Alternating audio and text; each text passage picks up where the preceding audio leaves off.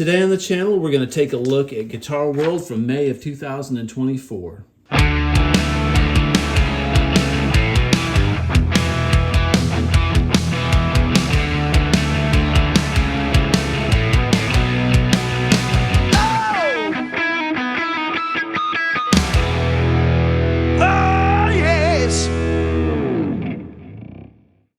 Hey everybody, welcome back to the channel. We're going to take a look at this Guitar World from May of 2024.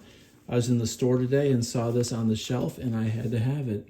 Here's Eddie back in '84. He's got his 58 Gibson Flying V. I read in an interview that he used this on Hot for Teacher, I do believe.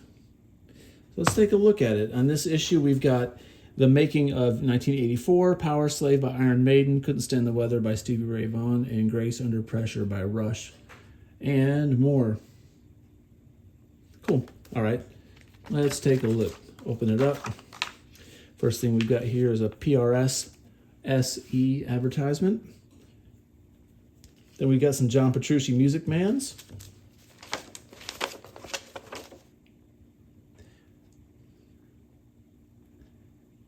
Man, that 7-string looks wicked. All right. Next page, Historic British Tone.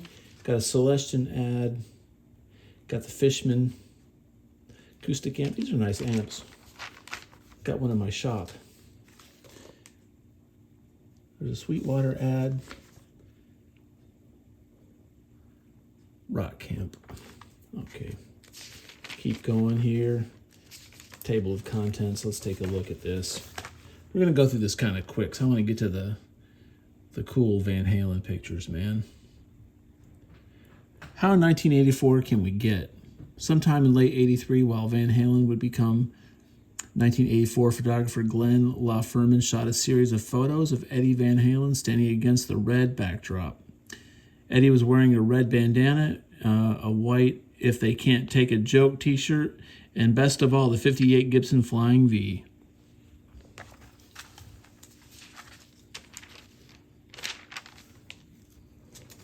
Who is this? Is that Charo? I think so. Yep. I saw a video of Charo on YouTube the other day, and that she can actually play Spanish-style guitar really well. I was quite impressed. Not Jumping for Joy, Green Day. Just got my March 2024 issue, and to my surprise, of all the hundreds of guitar players, you chose to put Mr. American Idiot himself on the cover only days after he insulted half of the country because of his political views. I like Green Day. I like Green Day. All right, so Blinded by the Light. UK singer, songwriter, and self-confessed Jeff Buckley fanatic Anna Calvi discusses her favorite tools. I prefer to have a real relationship with each instrument. I'm a bit of a monogamist in that sense. Okay, next page.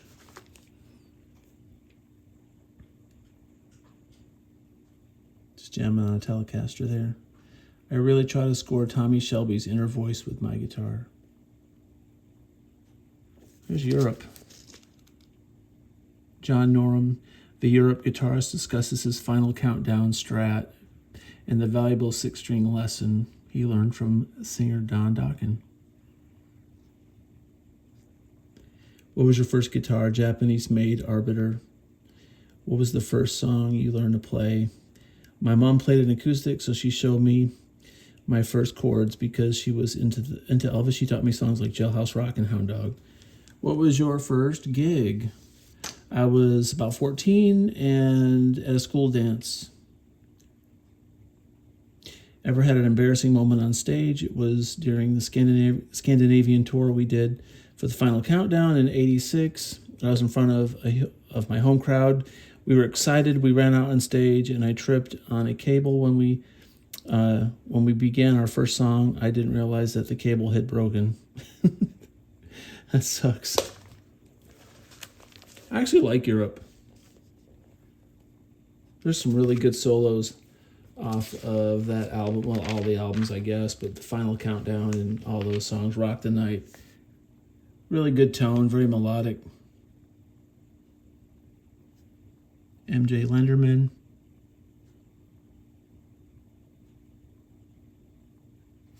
Oh, there's Rabia promoting Bare Knuckles. I like that dude. He can play, man.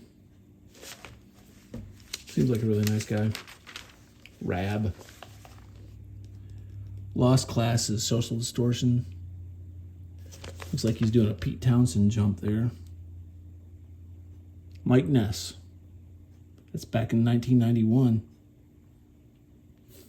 Bet you can't do those jumps now. Strung Out on Thrills.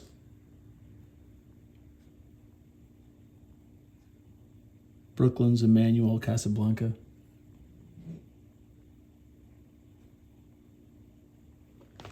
He says here, most stakeholders in the blues world are killing it instead of keeping it alive. Interesting. Rock City Machine Company. Ryan Cook and Jeremy Asbrook have learned plenty from Ace Frehley. Well, that's cool, man. There's Ace and my buddy Jeremy Asbrook playing with him. Rock City Machine. Ace Frehley is very good at creating a song within a song when it comes to solos, and I've always thought along those lines. Nice. Here in Nashville, you can see Jeremy play local gigs when he's not playing with Ace and his local projects. It's kind of cool.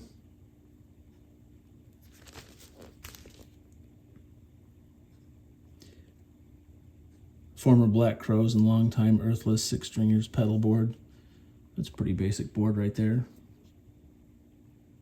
I love stacking treble boosters and drives to create an optional over-the-top fuzz effect.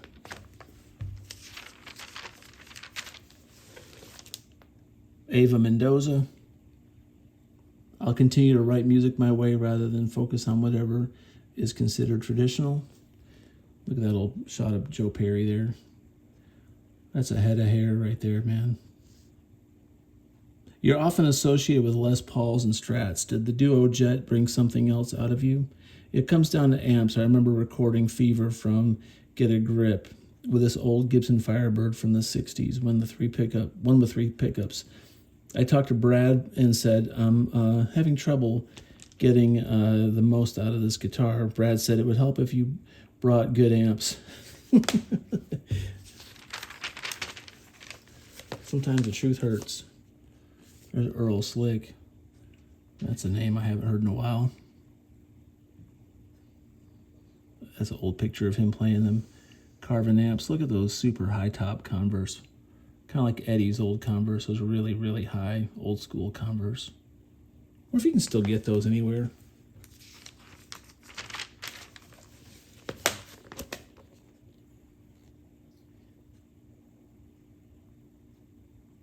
Some cool shots there. Moving on.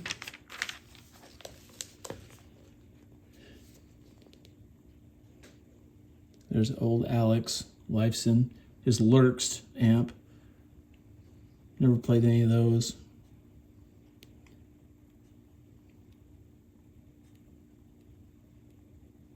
Those are Lurks guitars too. Swamp Ash body, Vega trem.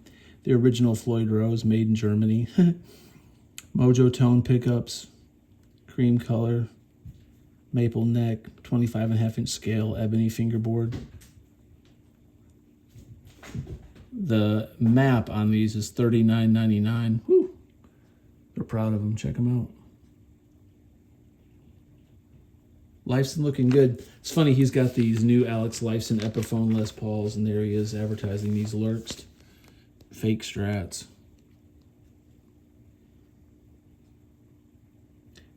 And his Lurks is inspired by Marshall Jubilee. Come on, Alex, just play a Jubilee and play a Les Paul.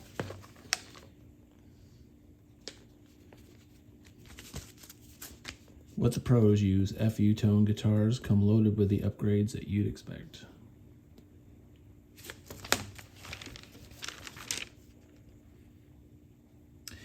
Here's an interesting quote with Alex. Whether Ged and I get back together again and write to do anything, we'll see. Until then, there's plenty of work on, there's plenty to work on, you know, like guitars and pedals and manufacturing stuff, I guess. Can't blame him, really. All right, here's old Space Ace. It's a beautiful Les Paul.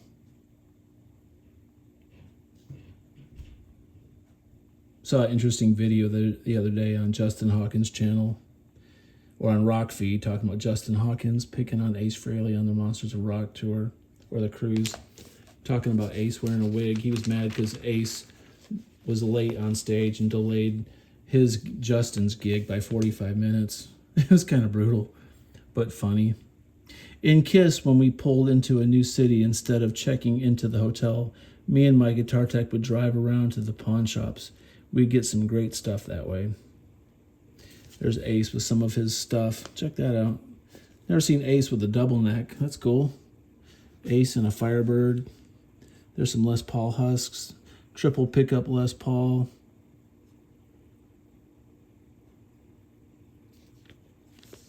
What is that? Look at this thing. It's some kind of spaceship, like Battlestar Galactica looking guitar or something.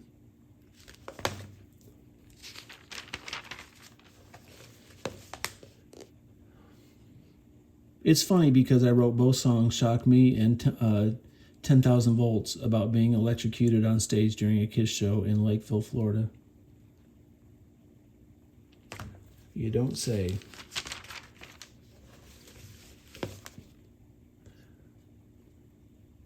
I don't even think about Kiss when I write. It's my solo records, and I just want to write the way I write and don't try to emulate anything.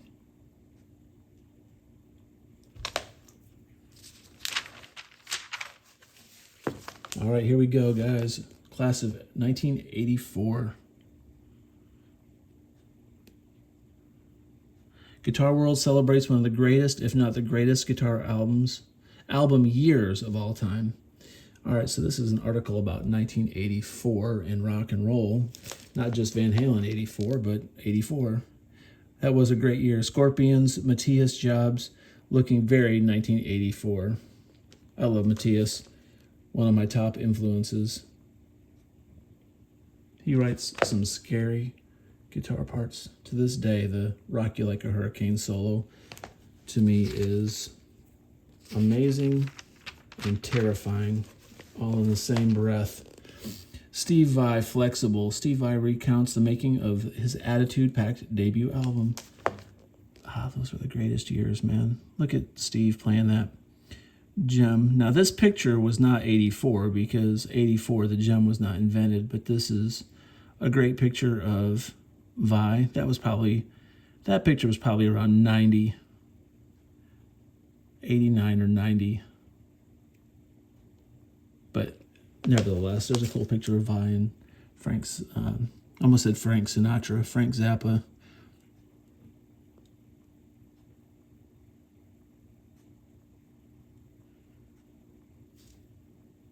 They ask him, who do you see as your target audience? I never thought about that. I had no idea I was necessarily even going to release it. It was just for sheer fun and experimentation. Then I set the record to Guitar Player, and they put the Attitude song in the magazine as one of their tear-out flexible discs, and that gave me that gave the record some legs. That's cool. I remember those flexible records, those little flex discs. I think I had an Eric Johnson one. All right, here's the boys. There's Diamond Dave chewing on Eddie's guitar. Never seen that picture before. Eddie's looking so happy. Mikey rocking the mullet. Alex rocking the sunglasses and the Ralph Macchio headband.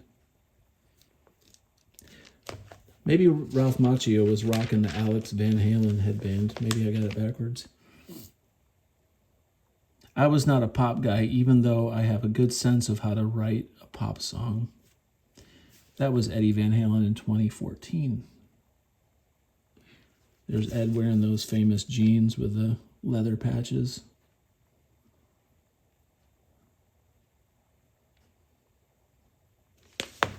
Eddie was always in such good shape, man. Envious. When I first played Jump for the guys, nobody wanted to have anything to do with it. Another quote from Eddie from 2014. Quite a jump there. That was Eddie in San Diego in May of 1984.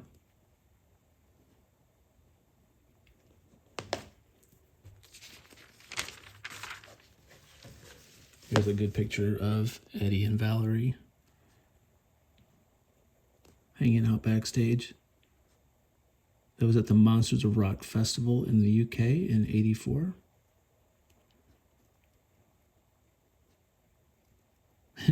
Valerie's wearing her Bobby socks, those little stilettos. It's hilarious. Ed's in a tank top, pair of blue jeans. Looks like she just got off the set of One Day at a Time. Stevie Ray Vaughan, he looks like a painter in this picture. He's wearing a big Jimi Hendrix all over print shirt and like some Hawaiian shirt. I swear he looks like a painter. Looks like his name should be Jean-Luc or something. Tommy Shannon and Chris Layton recall the making of SRV's gargantuan second album. We had to come up with songs pretty quickly. Stevie wasn't a fluent songwriter, says Tommy Shannon. Sometimes things come out better that way. You just gotta, make it happen. Rush, Grace Under Pressure. Alex Lifeson recalls the making of the band's really difficult 10th album. Keyboard started coming up a lot more, and so there was a little more of a fight for space with guitar. I can relate to that. I've been listening to a lot of Rush lately. I don't know why, I just have.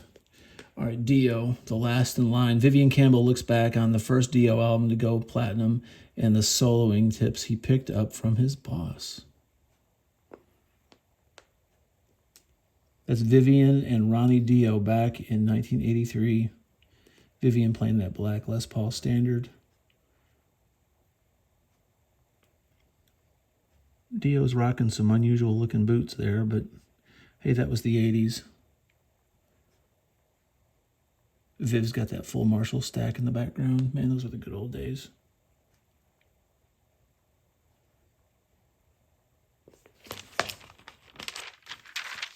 Iron Maiden, Power Slave. Adrian Smith revisits the riffs, solos, and writing process behind the band's most epic album, which led to an even more epic tour. As we were working on Power Slave, AC/DC came into the studio to work on their new album. Wow. There's Dave Murray and Adrian Smith in 83 playing there. Man, Dave Murray is, I'm not a handsome looking dude myself, but Dave Murray, he is a weird looking dude. That's one weird looking cat. Who am I to talk? All right. I shouldn't be so mean. King Crimson, 3 of a Perfect Pair. Adrian Belew sheds some light on the band's dual personality 10th album and final studio release from the Fripp, Belew, Levin, and Brew Crew. Robert had kind of laid out a plan that we would do 3 records in 3 years. That's a good goal. Kind of hard if you're touring all those years, but I think bands owe it to their fans to be prolific. Personally. Metallica, Ride the Lightning. I listened to that today. Man, For Whom the Bell Tolls just still kicks ass, man. I saw them play that on their most recent tour. Saw a video of it the other day, and James and Kirk were just on fire. There they are in 84, February of 84. All the stuff I learned from Joe Satriani impacted my playing on Ride the Lightning. You can really tell, Kirk took lessons from Satriani. You can tell early on when he was really young how a lot of that stuff influenced his playing. And as time went by, he developed into his own style, but he kind of got away from that. Some people are upset about that and they don't like his current playing, but, he's always played with a crybaby. He's always played a lot of pentatonic stuff, but he really did experiment a lot more back in those days. It was like he was reaching and searching, but he found his comfortable spot and kind of stayed with it, which I'm fine with that. But you can really, it's interesting to hear him say that, but you can really tell how Satriani impacted the early Metallica stuff when he was taking lessons with Satch. Yngwie Yngwie Malmsteen. Yngwie Valvoline. Yngwie takes you behind the scenes of one of the greatest shred albums of all time. I heard some of this album on Apple Music the other day, and it holds up. I mean, Yngwie, love him or hate him, man, Yngwie has a tone that's immediately identifiable. His vibrato is just juicy and beautiful. You know, I've read some interviews, and we all know that Yngwie's got a strong personality, but sometimes I think he's just misunderstood. Personally, I think part of it is his nationality, and just we don't understand his personality sometimes. I've got relatives like that, foreign relatives, so I can relate. Yep, there's Yngwie back in '85 at Tower Records, New York City. The Bangles. There's Vicky Peterson in '84. Explains how 4 Beatles crazed California girls wooed '84 with their power pop debut. I thought the Bangles were cool. I didn't mind the Bangles. They kind of had a fresh style and approach compared to everything coming out. Here's some other really notable albums here and artists. Prince, Purple Rain, Queen, The Works, Albert King, I'm in a Phone Booth, Baby and the Ramones, Too Tough to Die. What a year. This is really a great issue. You guys need to check this out. I know I'm skimming through it, but there's just so much to absorb and read. It'd take me like 3 hours to cover this entire issue if we read everything. Here's the Soundcheck article, PV Classic 20 combo. PV Classic 20 is a great little combo amp, and they look cool. It's been a mainstay of the PV lineup for a long, long time. We've got one of these in the shop. Came in the other day, used. Jackson Pro Plus Dinky. I don't know how I feel about fan frets, man. And I cannot play 7 strings very well, but that's cool. Being from Tennessee, I just, for some reason, every time I see an orange guitar, I just think of the Tennessee Vols. And, you know, everything in Tennessee is orange. So the last colored guitar I would ever buy is orange. Not because I'm anti-Tennessee. It's everywhere. If you get within 40 miles of Knoxville, you would understand. Martin guitar, the GPC-E Inception Maple. $39.99 street price. Holy smokes. It's a USA-made Martin, obviously. Man, look at the back of that. That guitar looks great.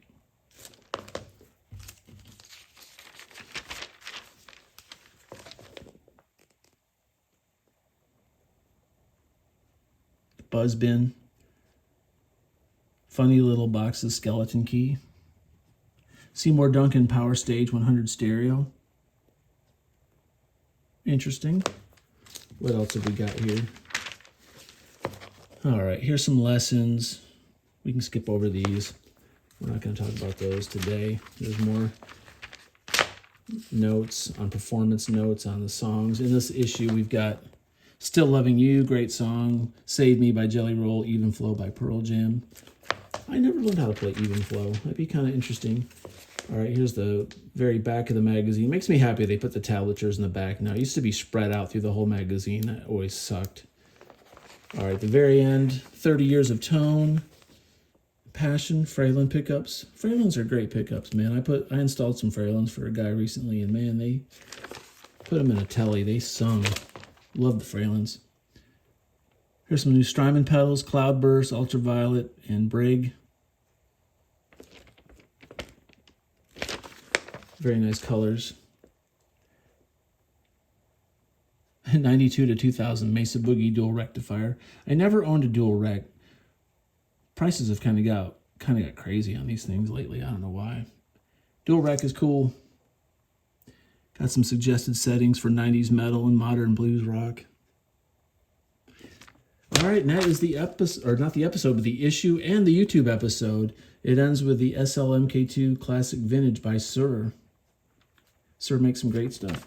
All right, guys, pick it up. Class of 1984 Guitar World. It's got Eddie on the cover with that famous 58 Flying V.